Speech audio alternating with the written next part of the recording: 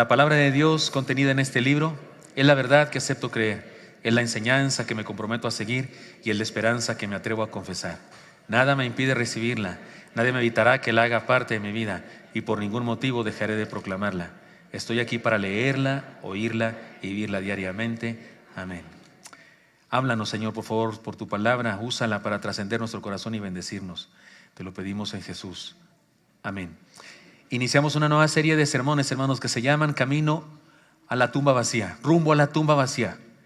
Vamos con Jesús, rumbo a ese lugar, rumbo a la resurrección, que no solamente debe recordarnos ese domingo maravilloso, extraordinario de Jesús venciendo la muerte, volviendo de la tumba justamente para darnos vida a todos nosotros, sino todo lo que significa, porque caminar con Jesús rumbo a la tumba vacía es caminar a la vida cristiana, caminar a hacer lo que el Señor quiere que seamos. Por eso le pido que tengamos nuestra Biblia lista. Vamos a leer un pasaje de la Escritura, pero va a estar en la pantalla. Vamos a tener una breve introducción y luego la lectura bíblica. Y cuando esté haciéndose la lectura bíblica, podemos hacerla junto con la voz que aparece en este video. Adelante. Desde que el Señor inició su ministerio público, hizo un llamado a hombres y a mujeres a seguirle. A los primeros discípulos de la historia les dijo: «Vengan y vean». En el proceso de su caminar por nuestra tierra, mientras impartía sus enseñanzas, llamó a la gente sencilla con esta invitación: «Vengan a mí los que están trabajados y cargados, y yo os haré descansar». Pero sin duda, su llamado más serio y desafiante fue este. Y decía a todos: «Si alguno quiere venir en pos de mí, niéguese a sí mismo. Tome su cruz cada día y sígame». Se trata de una invitación para todo ser humano y representa el más grande desafío que usted o yo hayamos recibido jamás. Sin embargo, el Señor siempre ha sido honesto y cuando nos invita a seguirle, nos aclara las demandas de la aventura y el costo que representa caminar con Él como sus discípulos. Durante su ministerio, hizo milagros que nos ayudaron a comprender quién es Dios y qué quiere hacer con nosotros. Impartió maravillosas enseñanzas que nos revelaron el maravilloso plan de salvación. Nos hizo un llamado desafiante a ser parte de su reino y nos habló con claridad de la clase de reino que había venido a establecer. Aquel domingo crucial en el que se internó en Jerusalén, aún sabiendo que sería apresado y llevado a la cruz, impartió un mensaje profético, muy al estilo de Elías, Jeremías, Isaías y Juan, y desafió al poder político y religioso de su tiempo, para decirles que, ciertamente, era el rey, pero un rey de paz, de gracia, de misericordia, que les presentaba un desafío a creer y a seguirle. Leamos la versión que Mateo nos cuenta en el capítulo 21 de su Evangelio, versículos 1 al 11. Cuando se acercaron a Jerusalén y vinieron a Betfagé, al monte de los olivos, Jesús envió 2 discípulos, diciéndoles: «Id a la aldea que está enfrente de vosotros, y luego hallaréis un asna atada y un pollino con ella. Desatadla y traédmelos. Y si alguien os dijere algo, decid: el Señor los necesita, y luego los enviará». Todo esto aconteció para que se cumpliese lo dicho por el profeta, cuando dijo: «Decid a la hija de Sión: he aquí tu rey viene a ti, manso y sentado sobre un asna, sobre un pollino, hijo de animal de carga». Y los discípulos fueron, e hicieron como Jesús les mandó, y trajeron el asna y el pollino, y pusieron sobre ellos sus mantos, y él se sentó encima. Y la multitud, que era muy numerosa, tendía sus mantos en el camino, y otros cortaban ramas de los árboles y las tendían en el camino. Y la gente que iba delante y la que iba detrás aclamaba diciendo: «¡Hosana al Hijo de David! ¡Bendito el que viene en el nombre del Señor! ¡Hosana en las alturas!». Cuando entró él en Jerusalén, toda la ciudad se conmovió diciendo: «¿Quién es este?». Y la gente decía: «Este es Jesús el profeta, de Nazaret de Galilea». Aprendamos a caminar con él, rumbo a la tumba vacía.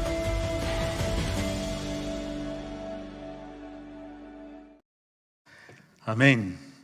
Aprendamos a caminar con Él rumbo a la tumba vacía. Este es el texto. Es un texto tradicional para este domingo. Estoy seguro que en muchas iglesias, tal vez no en todas, pero en muchas iglesias evangélicas del mundo, este día se está leyendo este pasaje, o tal vez el de Marcos, o tal vez el de Lucas, o tal vez el de Juan. Este pasaje importante. Con este evento, la entrada de Jesús a Jerusalén, se inicia la última semana del acontecimiento más importante y trascendente que ha acontecido en este planeta. El evento más importante, más trascendente que ha acontecido en este planeta. La encarnación de Dios, es decir, Dios entre nosotros, el todopoderoso creador del universo, viviendo entre seres humanos. ¿Recuerdan la historia de aquel astronauta cristiano, creyente en Dios, que pisó por primera vez la luna? Y dijo él, ¿el hombre pisando la luna? No, Dios cuando pisó la tierra. A todos nosotros en el mundo entero nos pareció un fantástico. Yo era un niño cuando pasó eso, algunos de ustedes también, ¿no es cierto? Cuando el primer hombre que pisó la luna, algo extraordinario, decía este astronauta. No, lo extraordinario fue cuando Dios pisó la tierra. Es el acontecimiento más importante, Dios entre nosotros. Ese domingo que estamos estudiando aquí en este pasaje, es la última semana de ese evento, la encarnación de Dios. Después de este evento se viene una cascada de acontecimientos que por mucho son los más importantes en la historia de la fe y en la historia misma de la humanidad. A este evento le llamamos la entrada triunfal. No estoy seguro si hace justicia este nombre a lo que pasó ese día, porque ciertamente el Señor fue recibido como rey por una pequeña multitud de discípulos. Si nos imaginamos así como una gran manifestación de muchos cientos de miles, la verdad es que no fue así. Sí fue una multitud, pero no una gran multitud. Lo interesante es que 4 días después, cuente, ¿cuántas horas son 4 días después? 4 días después, una gran multitud, enfurecida, pedía su muerte. Esa misma semana pasó esto. Esto pasó el domingo. Y un viernes por la madrugada, una multitud pedía su muerte. Lo que sucedió aquel llamado Domingo de Ramos, Domingo de Palmas le llamamos también, fue una profecía que no habría de consumarse en ese momento.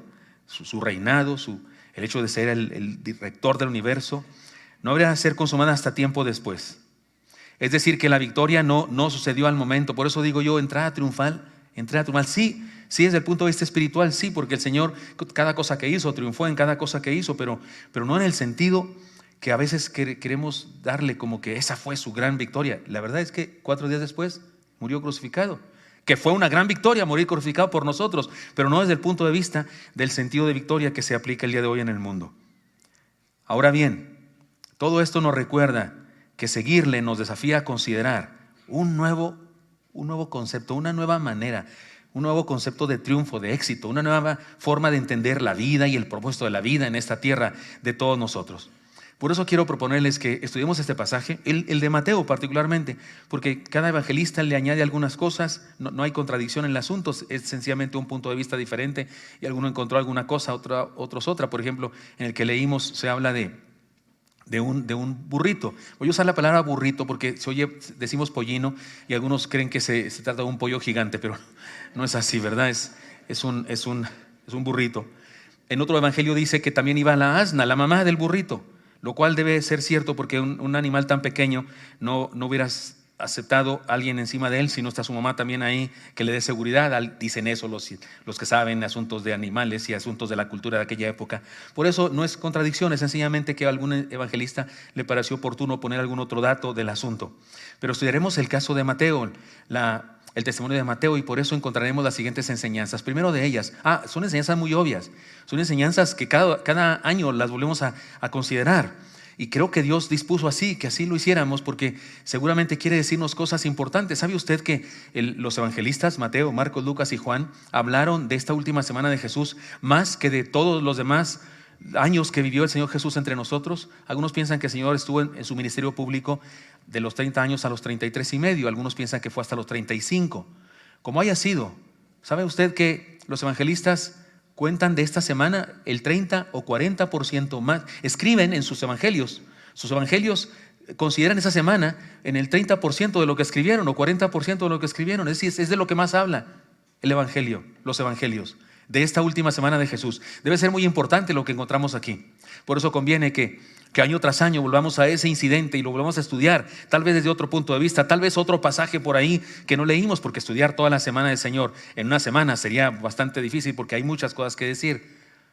Pero ahora consideremos las siguientes. En primer lugar, seguir a Jesús significa la más importante decisión de nuestra vida. Y sé que esta frase es un lugar común y que usted dice, pues claro, somos cristianos. ¿Qué cristianismo significa eso? Cristo es lo más importante de nuestra vida. Seguir a Jesús significa la más importante decisión de nuestra vida, sí. Pero creo que nos puede pasar lo que a los apóstoles. También ellos sabían eso, que Cristo era lo más importante. También sabían que era su maestro, no habían tenido a nadie como él cerca de ellos. Pero a ellos también Jesús les está diciendo algo con esta llamada entrada triunfal. Y Jesús está diciéndole algo a todos sus discípulos, no solo a los 12, sino a todos los demás discípulos que tenía, porque él tenía más discípulos que los 12. Y creo que también a nosotros nos quiere ayudar a entender algo importante. Primeramente, el pasaje que aparece aquí es una cita del Antiguo Testamento. Mateo cita el Antiguo Testamento. Y dice, Zacarías 9:9, lo leen conmigo por favor, el texto de Zacarías está en la pantalla, como dice: alégrate mucho, hija de Sión, da voces de júbilo, hija de Jerusalén. He aquí tu rey vendrá a ti, justo y salvador, humilde y cabalgando sobre un asno, sobre un pollino, hijo de asna. No, nos le cambiaron, ¿verdad? Por eso se me detuvieron. Muy bien, a ver, cámbienle. Se atoró algo, muy bien. Sigamos adelante. Esto lo dice Mateo, pero él cita algo del Antiguo Testamento. Mateo escribió su evangelio para los judíos, por eso hace esto. Mateo es el que se la pasa diciendo para que se cumpla lo que dice la escritura, para que se cumpla lo que dijo el profeta, tal como dijo el profeta. Mateo hace eso porque Mateo quiere convencer a los judíos de que Jesús cumple en sí mismo cabalmente todas las profecías del Antiguo Testamento. Mateo tenía razón, pero él escribe a los judíos porque él es un judío traidor que se convirtió después al evangelio de Jesucristo. ¿Recuerdan ustedes? Era publicano, se llamaba Leví y era un publicano. Eso significa que se vendió a Roma para ser un cobrador de impuestos a los judíos.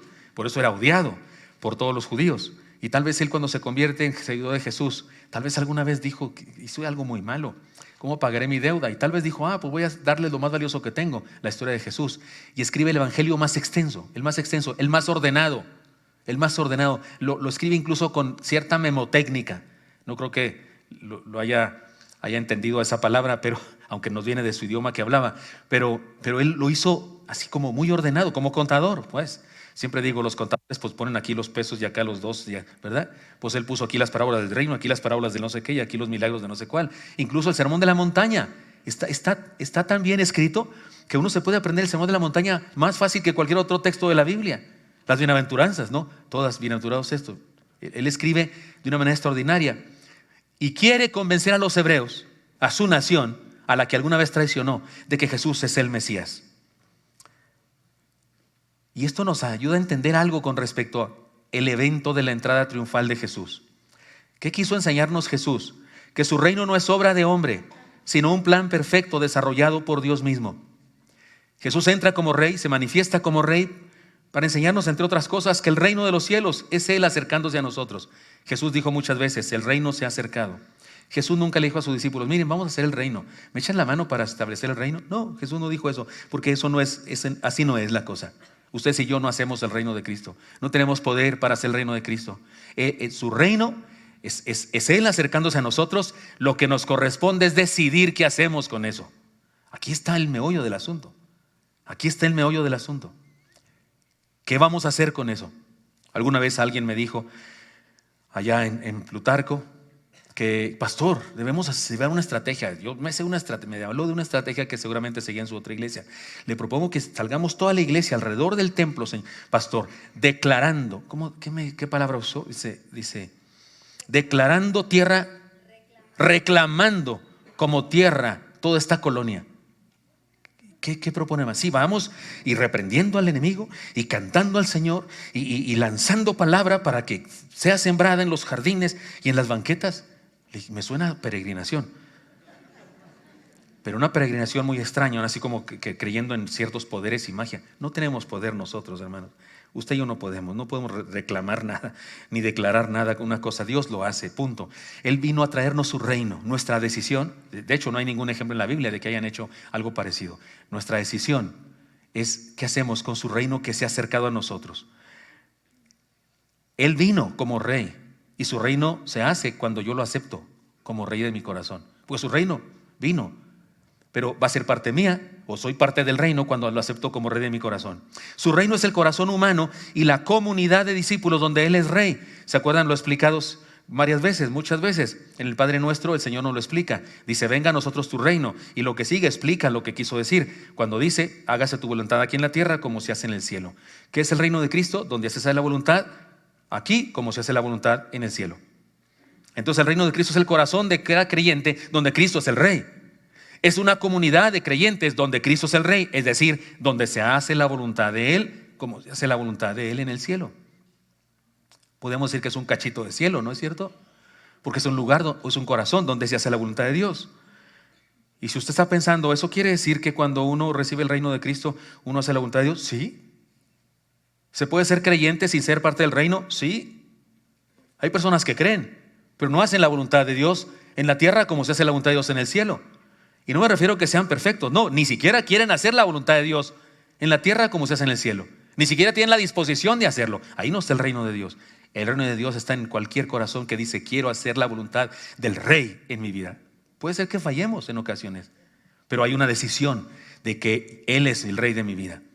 Su reino es la irrupción de la gracia de Dios en la vida y la sociedad humana. Sí, es una intervención divina. Es un asunto de insurgencia. Y no estoy hablando de los insurgentes de la calle, sino de los insurgentes de nuestro país. ¿Se ha visto películas? ¿Sí le enseñaron en la historia eso? Los insurgentes, gente revolucionaria, gente que estaba tratando de liberarse de un poder opresor. El cristianismo es una insurgencia. Jesucristo dijo que este mundo tiene un rey, el príncipe de este mundo, y se refería a Satanás. Y la verdad es que ese rey tiene muchas caretas, tiene muchas formas de ser. Puede verse como poder, como dinero, como fama, como diferentes cosas, como ideologías, como lo que sea. Entonces este mundo tiene sus reinos y tiene su rey que tiene muchas formas. Y resulta que viene Jesús a establecer su reino. Eso molesta, fastidia a los otros reinos o al otro reino que es uno solo con diferentes caretas. Eso es el cristianismo.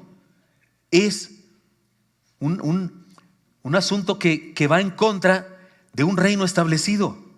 Su reino, por eso digo, es la irrupción de la gracia de Dios en la sociedad humana para hacernos mejores. Si recibiéramos esa irrupción todos, este sería un paraíso, esto sería un paraíso. De hecho, eso es lo que hizo del paraíso el paraíso. Justamente lo que Adán y Eva hicieron para que el paraíso dejara de serlo fue precisamente desobedecer al rey. Si todos los seres humanos, sí Señor, tú eres el rey de este planeta, no hombre, la tierra sería un paraíso. No habría injusticia, ni pobreza, ni hambre, etcétera, etcétera. Pero la Biblia lo dice también, a lo suyo vino y los suyos no le recibieron. Y luego también dice que los hombres vieron la luz, pero prefirieron las tinieblas para que sus obras no fueran reconocidas y descubiertas. Su reino, entonces, hermanos, es una revolución. Por donde lo mire, su reino es una revolución. Somos revolucionarios cuando nos convertimos. De hecho, cuando usted y yo le predicamos de Cristo a una persona y esa persona acepta a Cristo, estamos llevando a cabo un acto de insurgencia, porque esa persona ya no va a estar bajo el dominio del rey de este mundo, ya no va a estar bajo el dominio de ninguna de esas cosas que poseía su vida, y ahora va a ser libre porque va a ser súbdito de Jesús. Eso es una irrupción, es por eso, pues por eso le cae gordo al mundo y al mal el cristianismo, la fe cristiana. Por eso lo que vivimos el día de hoy. Su reino es una revolución, la revolución más profunda, la más desafiante, la única con repercusiones eternas. Todo esto nos ayuda a entender lo que significa seguirle. Todo esto nos ayuda a entender lo que significa seguirle. Yo hubiera querido predicarles un sermón de tú puedes, sí se puede, tú estás bien, yo estoy bien, gloria a Dios, qué chido, vamos por la vida. Pero tocaba este texto. Y no puedo faltarle el respeto al texto y decir que dice otra cosa. Cualquier texto, cualquiera, este es el de Mateo, pero el de Marcos, el de Lucas, el de Juan, cualquiera, presenta a Jesús haciendo un desafío tremendo a la humanidad. Todo esto nos ayuda a entender lo que significa seguirle. Debemos recordar una cosa. Miren, el Señor planeó su entrada a Jerusalén de manera cuidadosa. Él planeó eso. Hay un pasaje allá en Lucas donde dice que el Señor, afirmó su rostro. Es que siempre me equivoco y mi esposa me ayuda. Es el COVID. el Señor afirmó su rostro y dijo: vamos, subamos a Jerusalén. Y en el camino les dijo, ya les había dicho antes, pero en el camino les siguió diciendo: seré apresado por los ancianos de la ciudad.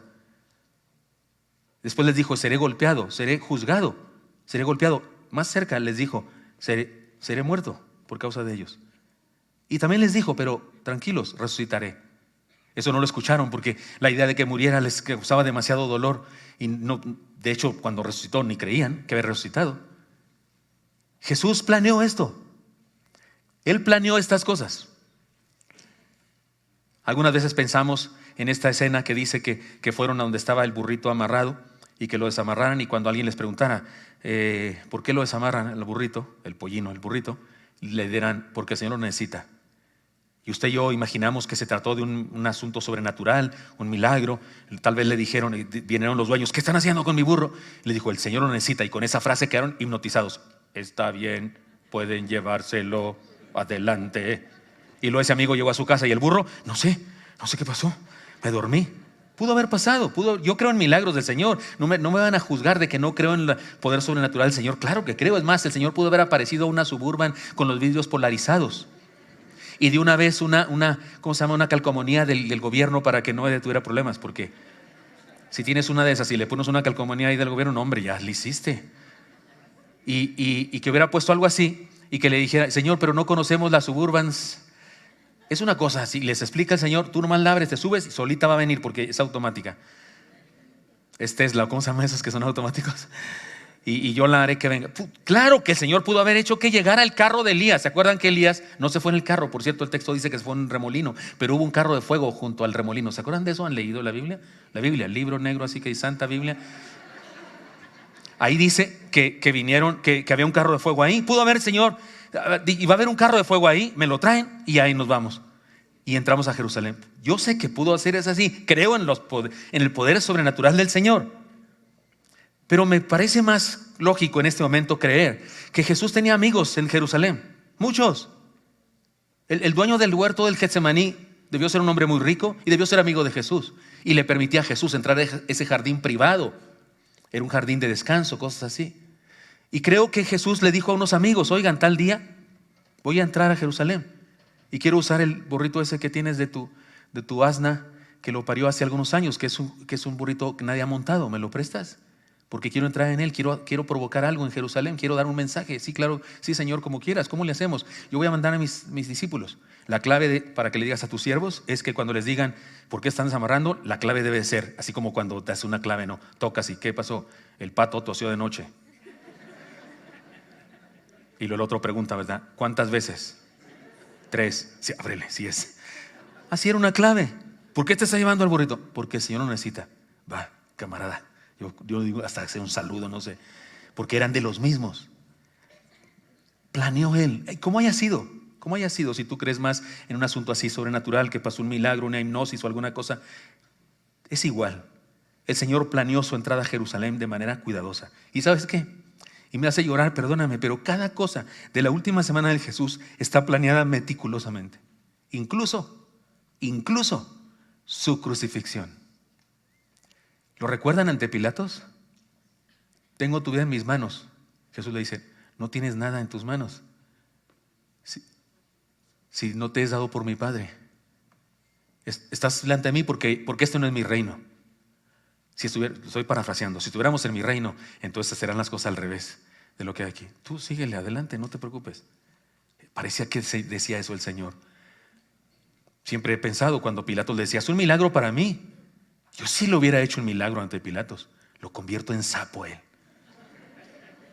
Y lo mando a traer una culebra que se lo coma, algo así, ¿no?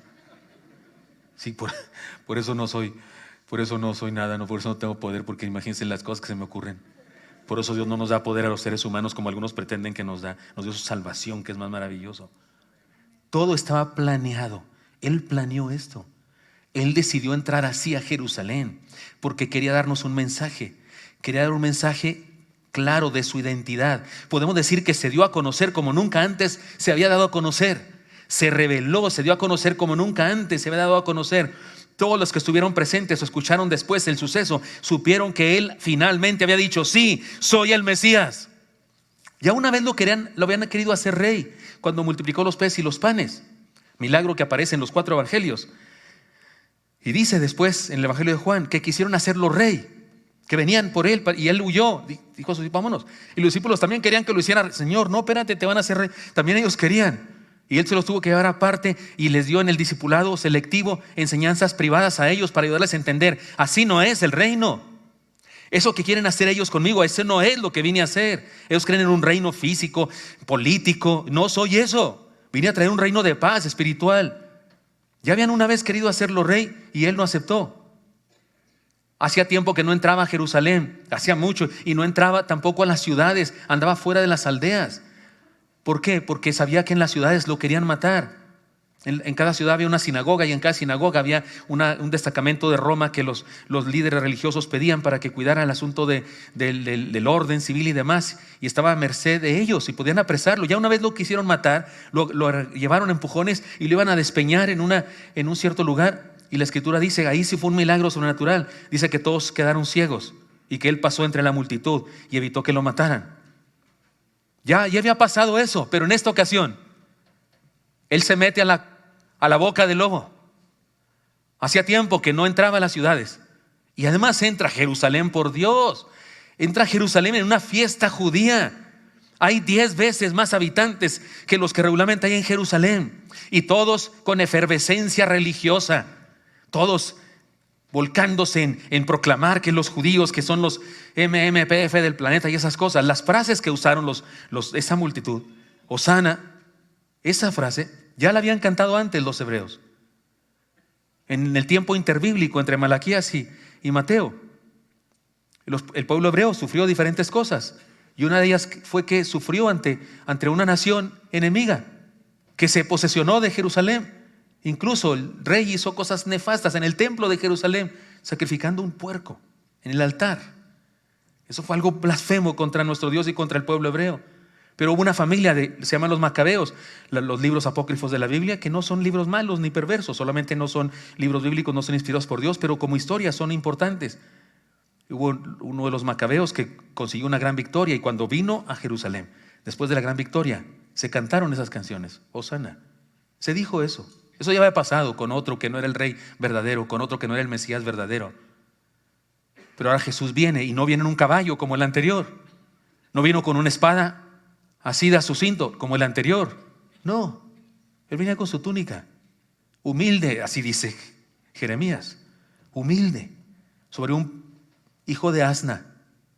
Ni siquiera un gran burro, ni siquiera un burrote, era un burrito. ¿Se ha subido usted alguna vez en un burrito? Yo sí iba a los ranchos de donde era mi padre y esas cosas. ¿Sabe qué me sentía yo en un burrito? Como que andar en triciclo.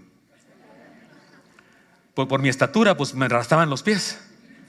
Tenía que ser un burrote, no algo así. En un caballo, pues no, pero en un burrito, pues bajarme del burrito nomás, ya hacía así, ya estaba abajo, porque especialmente ese burrito donde yo me subía, pues viene humilde, porque andar en un animal de esos de carga simbolizaba ser un rey de paz. Él entra a Jerusalén con todo bien planeado, porque quiere dar un mensaje a la gente y desafiarlos. La gente que le acompañó, los religiosos y políticos de la época, todos, incluso Pedro, Juan, Jacobo, Andrés, todos ellos fueron desafiados a tomar una decisión: seguirle o no, creer en él o rechazarle, someterse a su reino o abandonarle. Algunos le seguían porque les daba de comer, otros le seguían porque le veían hacer milagros. Él estaba tratando de que le siguieran por otras razones. Soy el Mesías, soy el Salvador y soy un rey pacífico, lleno de misericordia y gracia. Es más, mi gran victoria va a ser morir por ustedes. ¿Me siguen o no? Les cuento que hace algunos años, cuando mis hijos eran niños, había una familia de nuestra iglesia, la familia de La Paz. Nos fuimos de vacaciones un día a Estados Unidos y rentamos una casa, y con muchos cuartos. Ahí estuvimos toda la familia, y tenía alberca la casa. Y había posibilidades de que pidiéramos que la alberca de la casa estuviera caliente, el agua caliente, pero eso costaba más caro, entonces preferimos guardarnos esos $2 para otra cosa, para los parques. Y resulta que, para los lugares de diversiones, Y resulta que el agua estaba pues agua no caliente, pues, no fría del verbo con hielos, pero yo soy un cobarde para el agua fría, quiero confesarles. Mire, si un día me invita a una fiesta a usted y tiene ahí una hielera con refrescos light, deben ser todos, porque nos vamos a dar un atracón, entonces sería bueno refresco light, ¿verdad? Y usted me dice, pastor, ¿me pasa un refresco? Yo no puedo. Si está saliendo así la puntita, pues capaz que sí lo agarro y lo pongo así. Pero si me tengo que meter la mano al hielo así, no puedo, de veras no puedo. Cuando en la casa hay que hacer algo así, mi esposa lo hace por mí y me la da. No sé qué me pasa en la circulación, lo que sea, pero yo meto la mano, sale mi mano así que no puedo. Soy malo. Entonces en las albercas sufro mucho porque ¿sabe qué quiero yo cuando voy a una alberca? Ahí les paso la cuenta para que sepan, para que me ayuden en ese momento. Me voy a meter en líos, ¿verdad? Pero ¿sabe qué me gusta a mí? Que me avienten. La única persona de Oreb que alguna vez me ha aventado a la alberca, ¿quieren saber quién es? En la historia de mi vida pastoral, solo una persona me ha aventado a mí alguna vez con todo y ropa de vestir, no traje de baño, a la alberca. ¿Alguien sabe quién es? La hermana Estelita de los Panchos. Fui su pastor en otra iglesia y yo no me había metido porque él estaba recién nacido y lo traía en los brazos, no sé qué, pero se lo di a mi esposa y dije, está re fresco, pues métase, pasa. Pero un día, en esa sección que les cuento, estoy yo ahí y los niños en la alberca, pastor, venga a meterse, vamos a jugar. Sí me gusta jugar con los niños y finalmente sí me meto después de media hora o de una hora de estarla pensando, pero fui yo en mi traje de baño y todo eso y metí los dedos gordos del pie y luego después las plantas y así estaba. Y una niña, Anel, una joven, ahora es una señorita muy linda allá en Monterrey porque allá van a otra iglesia, y me decía Anel, pastor, ya métase, pastor, vamos a jugar, ya métase. Al fin, muy seria, me dice, pastor, ¿se va a meter o no? Porque si no se va a meter, ¿a qué vino? Perdonen el ejemplo, pero me voy a portar como Anel. Naomi se llama también, ¿verdad? Me voy a portar como Naomi. Hermano, ¿lo vas a seguir o no? Porque si no lo vas a seguir, síguelo pues. No me atreví a decir a qué vino, no me atreví. Hermanos, seguirle de verdad es tomar la decisión más trascendente de nuestra existencia. Miren, toma en cuenta que Mesías, Cristo y ungido son la misma palabra en idiomas distintos. Mesías, ungido, hebreo y griego. Cristo, perdón. Mesías, Cristo, hebreo, griego. Ungido, palabra español, por supuesto. Es la misma palabra, pero déjeme usarla de tres maneras. Si Él es el Mesías prometido, le entregamos la vida y eso se nota en nuestra disposición para cambiar nuestras ideas y aceptar su verdad. Los hebreos, los que usaban la palabra Mesías, los hebreos dividían la historia de la humanidad y su propia historia en estas dos eras. La era actual, la que estamos viviendo, y cuando venga el Mesías. Eso es otra cosa. Así dividían la historia. Por supuesto que ellos sabían que estaban viviendo la mitad de la historia porque la otra todavía no llegaba. Pues ya llegó. Entonces, si Él es el Mesías, entonces usted y yo vivimos en una nueva era de nuestra vida. Eso fue lo que hizo cuando nació entre nosotros y cuando vivió aquí en esta tierra. Dividió el mundo en dos. Es un gozo cuando usted y yo estudiamos historia, estudiamos alguna cosa y el maestro ateo tiene que decir, y en el año fulano de tal, antes de Cristo, uno dice, tómale, no que no. ¿No te da gusto a ti eso? Mi maestro de filosofía, historia de la filosofía, ateos. Y me encantaba porque cada rato tenía que decir acerca de Sócrates y Aristóteles y en quien tú quieras, y siempre tenía que decir, en el año fulano de tal, antes de Cristo. Y yo por dentro decía, tómala, no que no, hasta pronuncie el nombre de Cristo. Hasta ganas me decía decir, y tengan cuidado, pronúncielo bien, porque si no, se le va a quemar la lengua, algo así. No sé, estoy hablando imaginariamente. Si Él es el Mesías y vino a establecer una nueva era, entonces yo vivo de diferente manera. Entonces se me nota porque tengo disposición para cambiar ideas y aceptar la verdad. Si Él es el ungido de Jehová, nos sometemos a sus designios y eso se nota en nuestro estilo de vida. Si Él es el Cristo, le recibimos y eso se nota en nuestra integración a su iglesia, porque la iglesia es el cuerpo de Cristo, su cuerpo, su esposa, su pueblo, su rebaño, su comunidad de fe. Si de veras lo recibo como el rey de mi vida, entonces cosas de estas pasan. Entonces quiere decir, como repito, que puede uno ser creyente sin ser parte del reino de Cristo. Sí, por supuesto. Los que estaban ahí alrededor de él, había un montón de creyentes. ¿Dónde estaban 4 días después? ¿Dónde estaban 4 días después?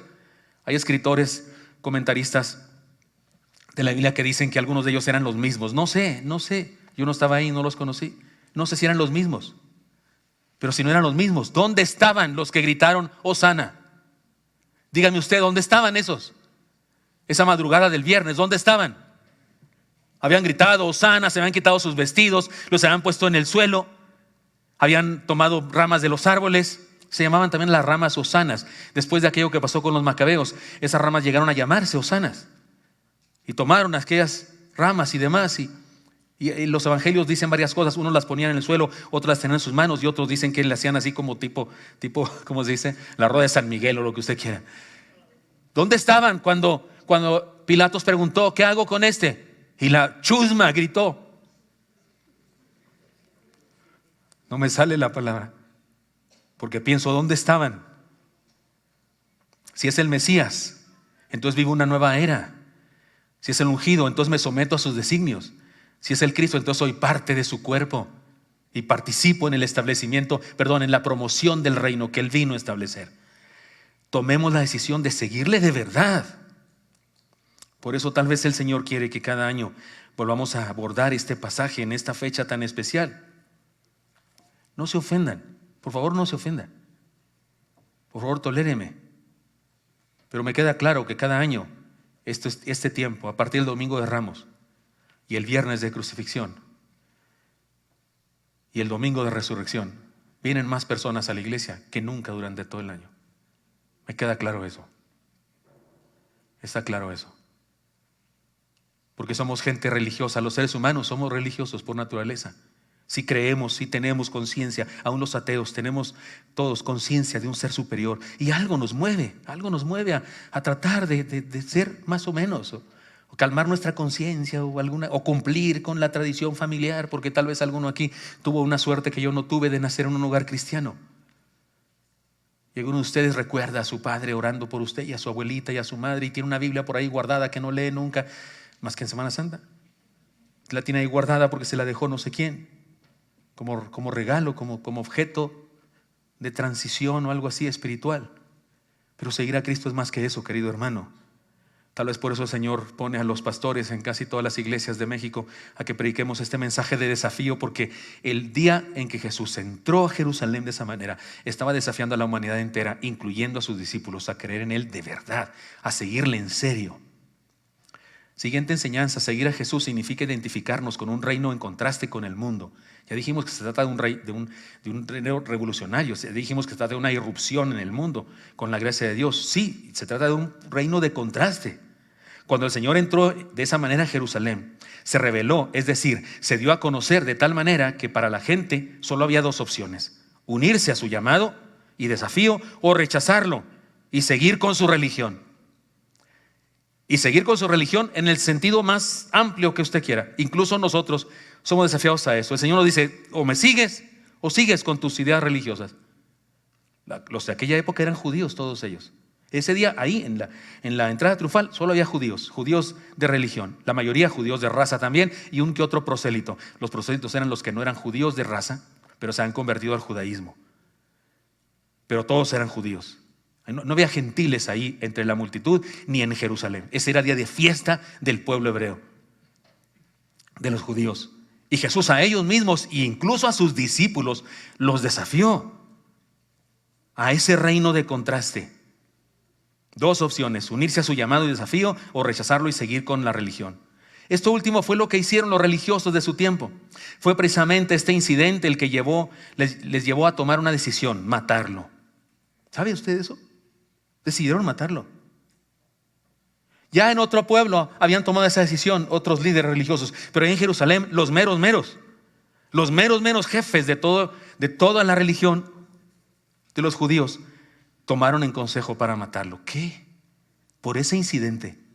Porque eso nos ayuda a entender qué tan revelador fue lo que hizo Jesús. Porque ¿se acuerdan cómo la lectura que se hizo al principio? Jesús actuó ahí tipo profeta del Antiguo Testamento, tipo Elías, tipo Jeremías, tipo los profetas del Antiguo Testamento. ¿Se acuerdan Jeremías? En alguna ocasión el Señor le guió a lo siguiente. Jeremías fue a la casa del alfarero afuera en la ciudad, y fue a la casa del alfarero y consiguió un cántaro, y luego entró por la ciudad, la puerta principal. La puerta de atrás de la ciudad se llamaba el muladar, de ahí viene esa palabra, el basurero, algo así, donde tiraban las cosas. Y él atravesó toda la ciudad, habiendo entrado por la puerta principal. Y la gente del pueblo, los ancianos especialmente, cuando vieron a Elías pasar, dijeron: trae palabra de Dios, trae profecía. Algo nos va a decir. Él no decía una sola palabra, pero su actitud, con sus actitudes actuaba, es decir, decía algo. Los profetas profetizaban con ejemplos, con dramas. Y él entra y lo van siguiendo, sale a la puerta del muladar. Llega donde siempre había fuego porque se quemaba la basura y demás. Y él agarra el jarrón y su sermón fue así de breve. Bueno, en realidad no fue breve, solo su conclusión fue breve, porque su sermón comenzó desde que fue por el cántaro a la casa del alfarero, donde estaba el barro y el hombre haciendo los cántaros. Ahí comenzó el sermón, pero en silencio. Fue un sermón sin palabras, pero cuando llega ahí viene la conclusión del sermón. Él toma el cántaro y le dice al pueblo: dice Jehová que ustedes son este jarrón. Y luego lo quiebra ahí. Yo digo que el sermón se pudo llamar: ponga la basura en su lugar, ¿no es cierto? Porque los tiró al muladar, diciendo: Dios los ha desechado. Eso fue lo que les dijo: Dios los ha desechado porque ustedes han seguido a otros dioses. A ver, busquen a sus dioses, a ver si los ayudan. Y va a venir el ejército enemigo del país fulano y tal y los va a conquistar. Pero no dijo todo eso el profeta, solamente pasó, tomó el cántaro y dijo: dice Jehová que ustedes son esto. Jesús así actuó cuando entró a Jerusalén. Está dando un mensaje profético, está diciendo algo. Por eso los religiosos de esa época les molestó tanto, porque entendieron el mensaje. Entendieron el mensaje. Después de eso va al templo y purifica el templo. Más todavía ganas de matarlo. Seca una higuera, simbolizando que esa higuera son ellos, y la maldice y la higuera se seca. Y él dice de qué se trata. Él le informa cuál es la interpretación de ese milagro que hizo. Y todo eso va acumulándose y acumulándose y acumulándose en odio de ellos para con él. Todo planeado por el Señor, porque su plan era revelar perfectamente el plan de salvación, lo cual le costaría la vida. Esto último fue lo que hicieron aquellos y decidieron matarlo. Hermanos míos, ser seguidor de Jesús irremediablemente nos convierte en enemigos del mal. Por eso, un verdadero cristiano tiene problemas en este mundo, tiene problemas en este mundo. Una hermanita de nuestra iglesia, lo he dicho ya en varios cultos, pero es algo tremendo. Oremos por ella, por favor. Una jovencita que en su trabajo le exigen que dé una conferencia acerca de las bondades o las cosas del aborto, para convencer a las mamás de que no hay problema, que está bien. Ella dice: no puedo decir eso, por favor, no puedo decir eso. ¿Le puede costar el trabajo? Sí, por supuesto que sí. Por supuesto que sí. Y si eres maestro en la primaria y te topas con que tienes que enseñar que hay diferentes tipos de familias y que hay familias que son formadas por dos varones o por dos mujeres, y que si tienes 8 años, 9 años y te sientes mujer, puedes ir a que te operen. Este mundo en que vivimos definitivamente se constituye en enemigo de la verdad de Dios. Y si somos cristianos, seguidores de Jesús, irremediablemente nos convertimos en enemigos del mal. Y en aquella época no había cosas como esas. Sí, también había cosas como esas. Por supuesto que en aquella época también había cosas malvadas. Y por supuesto que después de Cristo, su resurrección y el crecimiento de la iglesia, hubo emperadores romanos que hicieron su estatua gigante y su estatua pequeña, y obligaban a que todo el mundo jurara lealtad al emperador, hincándose ante esa estatua y quemando incienso. Incluso hubo uno que se le ocurrió hacer una estatua muy grande y a través de ventriloquía o algo así, lo dice la historia secular también, hacía que la estatua esa hablara, y la gente creía en eso, creía que era un milagro. Incluso hay señales en la historia fuera de la Biblia de que esa estatua, según la gente, hacía milagros y que personas sanaban. Y había una religión llamada Roma, que adoraban a Roma, y los cristianos tienen que batallar con eso. No podemos ser cristianos y hacer concesiones con el mundo. No podemos decir que todos los caminos son buenos. No es cierto. Jesucristo fue radical. Jesucristo no dijo eso. Jesucristo dijo: yo soy, ¿me acompañan a decirlo?, el camino, la verdad y la vida. Y luego añade: nadie viene al Padre si no es por mí. Este nadie y este si no excluye cualquier otro camino, excluye cualquier otra verdad, excluye cualquier otro concepto de la vida. Solo en Él. Jesús sí es radical. Discúlpenme, porque algunas personas: es que los cristianos son muy radicales. Discúlpame, todos somos radicales, todos. El que piensa que no hay nada radical, el que piensa que no hay ninguna idea fundamental, el que piensa que todo es relativo, que no hay ninguna cosa absoluta, también es radical, porque cree eso a rajatabla. Y se enoja conmigo porque yo creo que sí hay cosas absolutas y él está en contra de mí. Él también es radical. O sea, todos somos. De hecho, es nuestra naturaleza, que lo que creo, lo creo. Pero Cristo sí es radical también, hermanos míos. Y no todos los caminos llevan a Dios. No podemos decir, tú estás bien, yo estoy bien. De hecho, lo que dice la Biblia es que, voy a decirlo mejor, primero el burro por delante va. Yo estoy mal, tú estás mal también. Y tengo unos amigos que están peor. ¿No dice eso la Biblia? No hay justo ni aun uno, no hay quien entienda, no hay quien busque a Dios, no hay quien haga lo bueno. ¿No dice eso la Biblia? ¿No dijo Pablo que cuando él analiza su vida, qué dice que son su vida pasada? ¿Son qué? ¿Cómo qué? Trapos de inmundicia. Ahora, yo sé que a la gente le molesta mucho eso, y más cuando el mundo nos habla de empoderamiento y de que tú puedes y que no sé qué y lo maravilloso que eres. Sí, somos creación maravillosa de Dios, por supuesto que sí. Nomás ver a estos niños preciosos. ¿No se enamora usted de estos niños preciosos? ¿No los vio lindos ellos? Algunos con su hoja así que se les cayó. No hallaban qué hacer con ella, así como que me la dieron mal. Y una niña que estaba así, le picaba el ojo en el otro del lado. Pero agarró ritmo. ¿No son hermosos? ¿No le encantaron a usted? Claro que hay belleza y bondad. Pero estamos perdidos porque somos una raza caída. Pero Dios nos ama tanto que a pesar de eso precisamente vino a hacer algo radical y extravagante, dar su vida por nosotros. No podemos decir que cada uno llegará a Dios por su propio camino. Me gustan los poemas de León Felipe, pero hay uno que dice: para cada ser humano tiene un rayo de luz el sol y un camino Dios. Si se refiere a que es el mismo camino para todos los seres humanos, le compro la poesía, pero creo que no, porque cuando dice que hay un rayo de luz para cada ser humano y hay un camino para cada ser humano diferente, ahí sí no tiene la razón. Hay un solo camino para todos los seres humanos, el único solo camino que es Cristo. Ahora, si creemos en Él y lo seguimos, nos convertimos en seguidores radicales de Jesús, aunque a algunos les moleste la palabra y la actitud. Tomemos la decisión de seguirle a cualquier costo, hermanos míos. Sí, de hecho, ¿sabe una cosa? Déjeme explicar algo. Hay religiones o hay puntos de vista que son, ¿cómo se dice? Underground, ¿no se dice? Bajo. Underground, subterráneos. Hay religiones, ideas, son como subterráneas, andan allá en la oscuridad, como en la red, ¿no? En la red hay una red oscura, una red secreta, que solo algunos pueden acceder ahí y hacen todo tipo de cosas malvadas y demás. Y hay algunas religiones o fes que son como de choque. La nuestra no es nada de eso. La nuestra ni es bajo tierra, ni es de choque. Nuestra fe no es de choque, nuestra fe es superior. Eso es lo que es superior. Está por encima. Por eso usted y yo, cuando hablamos de ser radicales, no estoy diciendo que nos peleemos con la gente. No, señor. Usted y yo tratamos de llevarnos bien con toda la gente. Tratamos de ser amables con toda la gente, con cualquiera, con ateos, con personas que creen cosas raras.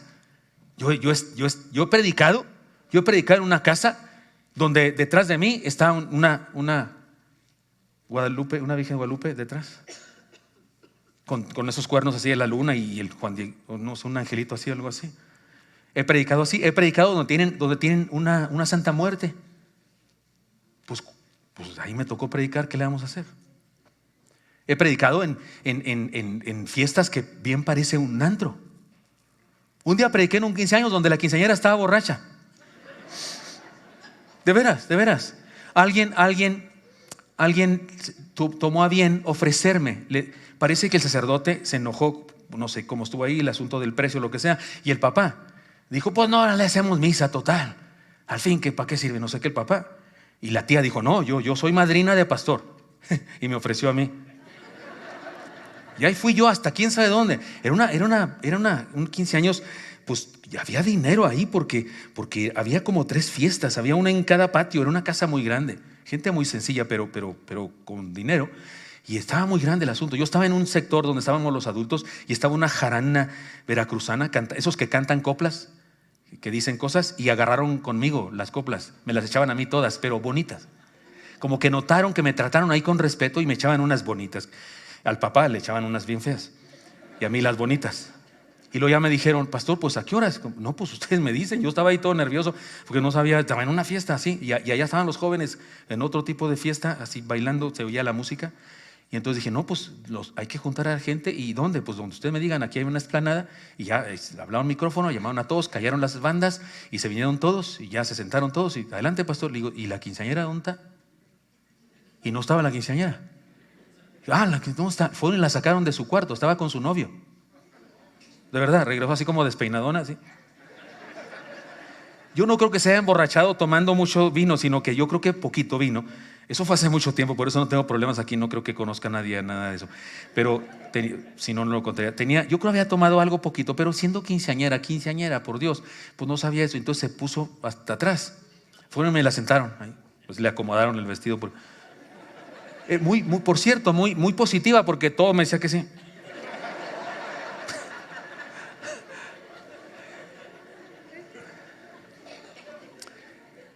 Ustedes se ríen, pero yo estoy a punto de llorar. ¿Por qué? Porque después de que prediqué, ahora no estoy diciendo que estoy a punto de llorar porque me enojé. No, me sentí feliz. No estaba enojado, no me quejé con la hermana que me ofreció. Como si fuera yo así, cosa que ofrecer. Como si fuera yo los manteles. Soy madrina de manteles, soy madrina del lazo, madrina de anillo. Soy madrina de pastor y me ofreció a mí. No me enojo con eso. Me encantó la idea. Me encantó la idea.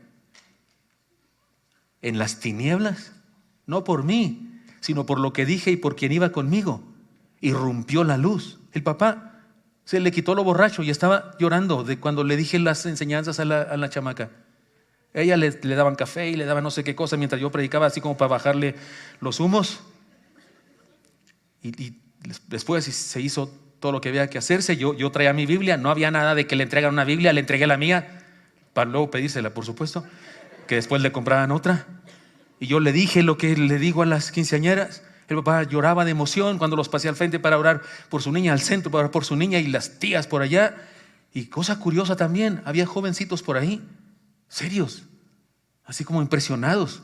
Yo creo que estaban más bien perplejos. ¿Qué es esto? Pues si estábamos en una fiesta mundana bien chida y llega y se acabó todo. Pero a lo mejor se les pareció raro, ¿no? Les pareció extraño, y a lo mejor por lo extraño les dio atención, les pusieron atención. No, cuando decimos que somos una fe radical, no estamos peleados con nadie más que con el mal. Pero sí enseñamos que hay una sola verdad y que solo es en Cristo, y que vivirlo y entregarle la vida es en serio. No es solo religión, filosofía, idea, tradición familiar, sino que es algo serio. Pero amamos a la gente, por supuesto. Antier, no sé qué día, pasó unos policías que andan ahí por la casa. Yo los trato bien. Siempre que pasan y estoy por ahí, se paran y nos saludan. Hace tiempo que no los veía, a uno de ellos, que es como el jefe, hace tiempo que no lo veía. Pero ayer, antier, no sé qué día, pasaron, hasta abrazo nos dimos. Yo nunca había abrazado a una persona con chaleco antibalas. Se batalla porque está así muy duro, ¿no? La cosa. Y luego él es así como fornido, entonces pues yo así nomás no me alcanzaba. Y no se van hasta que les digo que Dios los bendiga. Siempre los saludan, hermano Almazán. ¿Dónde está Mauricio Garcés? Me dicen. Usted los avisó también. No son cristianos. Pero que somos radicales no significa que no amamos a la gente. Explico esto para que no se malentienda. Amamos tanto a la gente que nos proponemos compartir el mensaje del reino, porque la gente no va a experimentar salvación sin el mensaje del reino de Cristo Jesús. Seguir a Jesús es ser súbditos de ese reino. Tomemos la decisión de seguirle a cualquier costo. Y seguir a Jesús, insisto, por último, significa ser súbditos de ese reino. Mandó a sus discípulos y a juzgar por la orden que les dio. Había otros discípulos en Jerusalén. ¿Se acuerdan? Los manda. Están desamarrando al pequeño burrito. Llegan los otros amigos de Jesús. Es mi convicción de que así debió haber sido seguramente. Y le pidieron la clave. ¿Por qué desamarran al burrito? Porque el Señor lo necesita. Perfecto. ¿Saben hasta qué pienso que pasó con los dueños del burrito y con los discípulos? Tal vez le dice, ¿por qué se llama al burrito? Porque el Señor lo necesita. Vientos. Sí, vientos. ¿Sí me explico? Porque ellos también eran discípulos. No creo que haya pasado que quedaron hipnotizados y de repente así. No, creo que fue el plan del Señor. Podemos decir que el Señor tenía colaboradores a los cuales podía solicitar ayuda y en los cuales podía confiar. La expresión que usó respecto al animal de carga, el Señor lo necesita, se aplica también a todos nosotros. No se identifique con el burro si usted no quiere. Yo sí me identifico con el burro. Si usted no quiere, identifíquese con los dueños del burrito, que le dieron al Señor algo. Le prestaron un vehículo. En nuestro contexto sería como un bocho, ¿no? Sí, no, porque un caballo sería como una camioneta, pero sería un burrito, un bochito. 73. No porque era nuevo, ¿verdad? Y le dieron algo. Yo sí me identifico con el burro. A mí me gustaría, lo dije en unos 2 sábados, a mí sí me hubiera gustado cuando tenía yo 19 años y había sentido el llamado de Dios, hacía tiempo de servirle, y entonces me fui al seminario aquí en México, Lomas Verdes, Seminario Teológico Bautista Mexicano, a estudiar. Todos me preguntaban, ¿qué vas a hacer? ¿Qué vas a estudiar? ¿Qué es eso? Mi padre se enteró que yo venía al seminario cuando me vio a hacer las maletas. Le pregunté a mi mamá, ¿qué hace Gilberto? No nos llevábamos bien, no nos hablábamos bien. Mi mamá le dijo, pues pregúntale a él. Edad tiene, como dijeron los papás del ciego de nacimiento. Y mi padre fue y me dijo, ¿qué está haciendo? Le dije, papá, es que voy a estudiar a México. Se lo di en cuentagotas. Voy a México, ¿a qué? A estudiar. ¿Qué? Teología. ¿A poco no se oye así como chido? Teología. Si le digo, voy a ser pastor, mejor se enoja más pronto. Le dije, voy a estudiar, ¿qué? Teología. ¿Qué es eso? Le digo, es así como para ser pastor. Y le dije de inmediato rápido, pero yo sí me puedo casar. Porque sospeché que eso le podía molestar bastante a él, aunque él era muy religioso, de la religión popular, y era amigo del sacerdote ahí de la escuela donde estudiamos nosotros, que estaba cerca de la casa. Me hubiera gustado saber lo que sé ahora. Y me hubiera gustado haberle dicho, porque el Señor lo necesita. ¿A quién necesita? Pues al burro. ¿A cuál burro? Aquí merengues. Porque el Señor nos necesita, hermano. Y a ti no necesita como burro como a mí, pero necesita lo que tú tienes, tu burrito. O algo que tú tienes que Dios quiere utilizar. Lo digo para que nadie se ofenda, que ya nos dijo burros el pastor. No, solo yo me lo estoy adjudicando. Esto aplica a todas las cosas que pueden ser útiles en el reino, inclusive nosotros. Ser seguidor del Señor Jesús es convertirnos en instrumentos en sus manos. ¿No es eso maravilloso? ¿No es eso extraordinario? Podemos ser instrumentos en sus manos, podemos participar, podemos ser parte del plan. Tomemos la decisión de seguirle, dejando que use nuestras vidas. Hoy mientras desayunaba yo allá en la cafetería, una de estas niñas que cantó aquí, o tal vez que cantó en la mañana, fue a saludarme y me dijo, ¿sabes qué quiero ser de grande? Una niñita. ¿Sabes qué quiero ser de grande? Le dije, ¿qué? Pastora. Quiero ser pastora.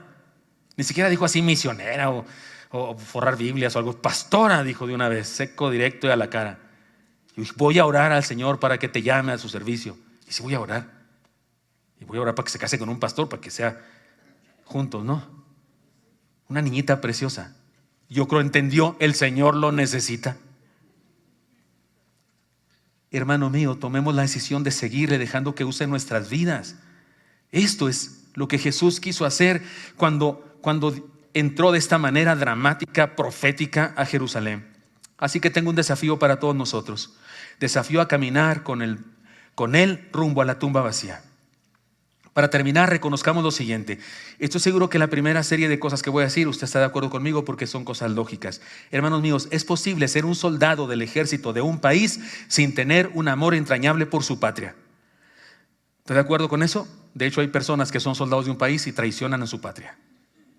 Incluso hay quienes venden información al enemigo. En todas las guerras ha habido gente así.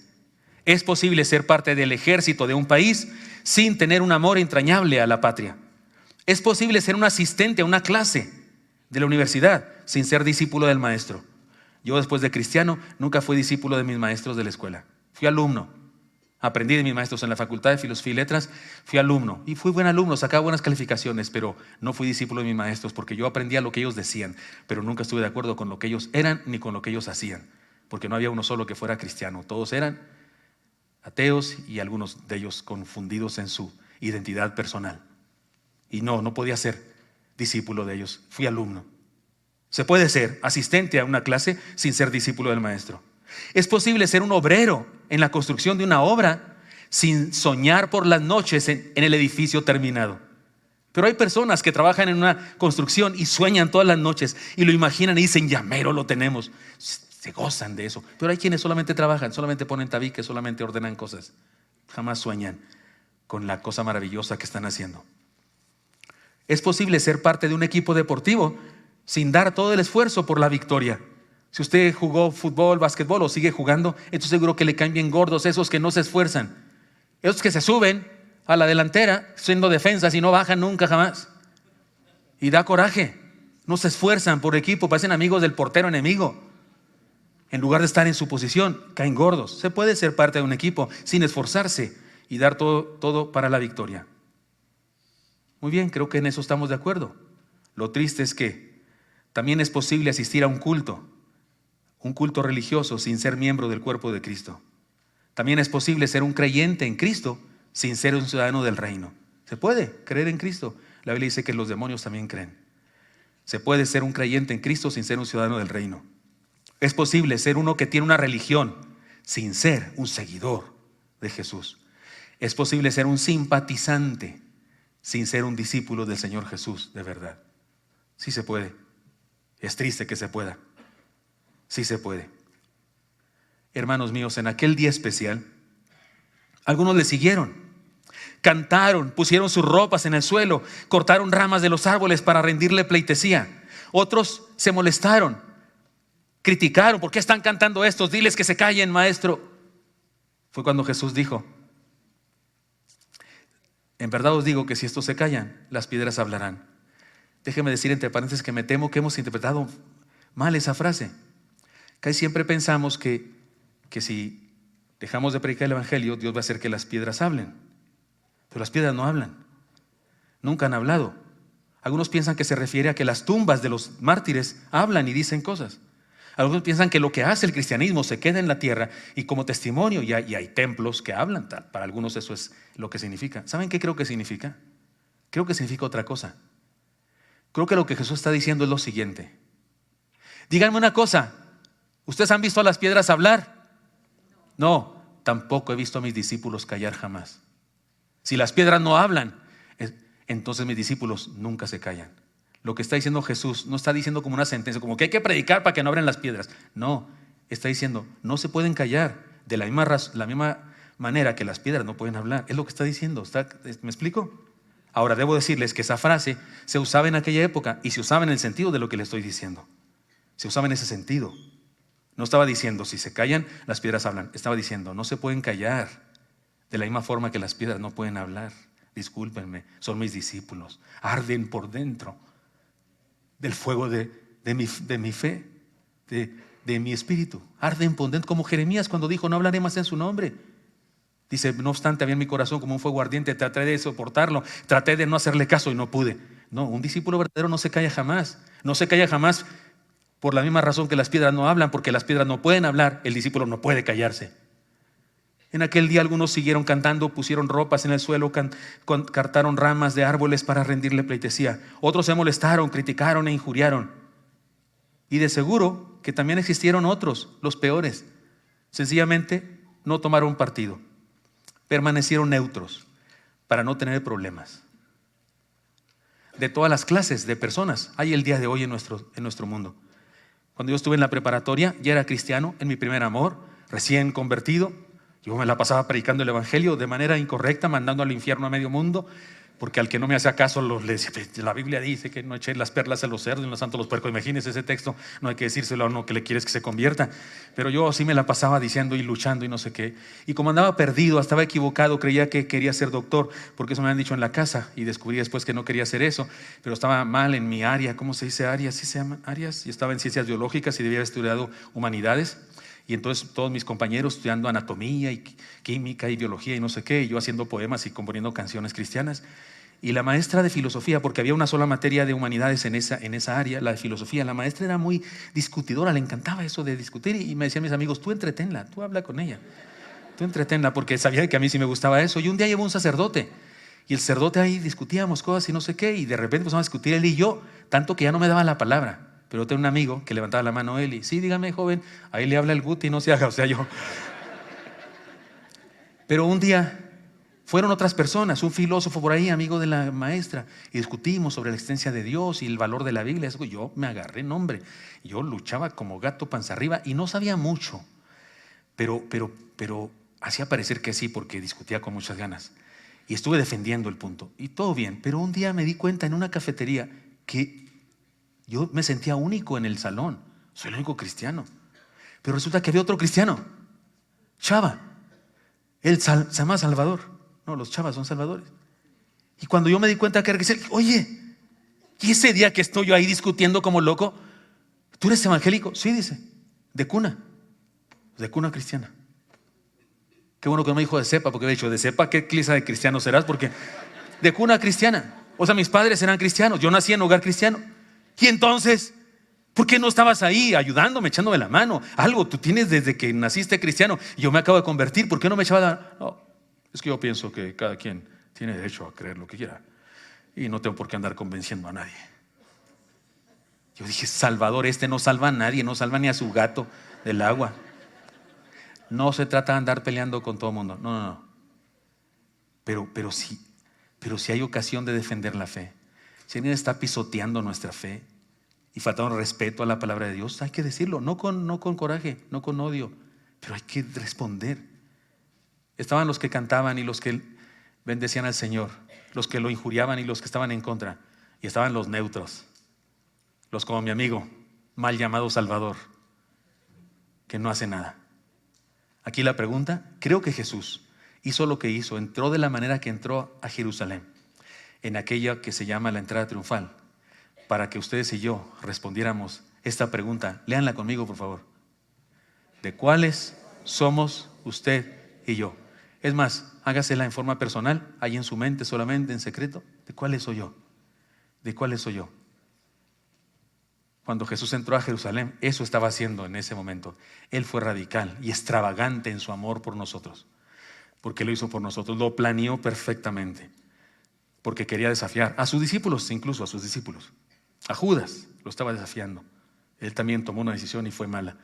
Estaba desafiándonos a creer en Él, a entregarnos a Él de verdad. Y no estoy diciendo que seamos pastores todos y que todos nos vayamos a un desierto. No estoy hablando de eso. Donde quiera que nos tiene estos pequeños. Por eso oré como oré, estos pequeños aquí. Habrá algunos ingenieros, algunos doctores, algunos vendedores en el mercado. Habrá de todo entre ellos. Y la idea es que estos pequeñitos que estaban aquí hace rato, ahí donde estén, puedan ser luz. Y con sus testimonios, unos cantantes, otros deportistas. Capaz que está uno aquí que nos va a llevar al 5º partido. ¿Cómo la ve? ¿No le gusta la idea? Capaz que están aquí 2, 3, un defensa, un portero y un delantero y un medio, ¿no? Y que nos lleven al 5º partido. Y que aquí estuvieron, imagínense, estaban en Horeb. Ese día estaban en Horeb.